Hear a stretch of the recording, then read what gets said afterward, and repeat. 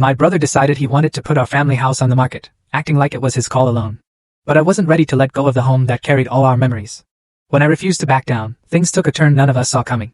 My name is Rachel Collins, and if there's one thing I've learned, it's that a house is never just a house when it's the place that shaped your entire childhood. My brother, Daniel, didn't see it that way. To him, our family home was just property, 4 walls, a roof, and a price tag. To me, it was where Mom baked pies on Sundays, where Dad taught me how to ride a bike in the cracked driveway, and where every scar on the hardwood floor had a story.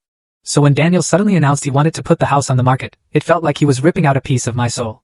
He called me one evening, sounding almost rehearsed. "Rach, the market's hot. We can get top dollar if we sell now." He said it like he was doing me a favor, like money could replace history. I sat there clutching the phone, staring at the family photos still hanging in the hallway, and said the one thing he didn't expect. No. That one word sparked a fire neither of us could put out. Daniel came by the house the next day, paperwork in hand. He stood in the living room where we used to build forts out of couch cushions and tried to convince me with numbers, appraisals, and promises of new beginnings. But all I could see was Mom's old rocking chair in the corner, and Dad's dented toolbox by the stairs. I told him, "This house isn't for sale. Not now. Not ever." The argument escalated fast. Years of unspoken resentment poured out.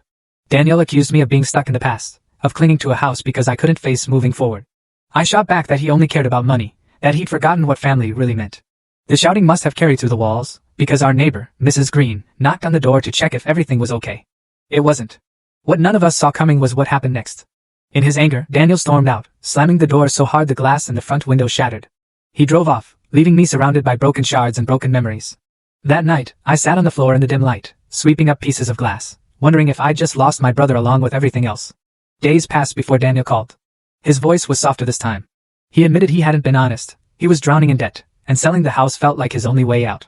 Hearing that cut me deep. I was furious, but beneath the anger was something else. Love.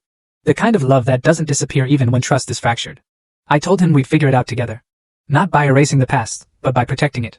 I took a second job, we spoke with a financial advisor, and slowly, we found another path forward. The house still stands. The creaky floors, the faded wallpaper, the scent of Mom's old candles, it's all still here. And so is the complicated, messy bond between brother and sister. We're not perfect, but we're still family. And for me, that's worth more than any market price. Full story added in below.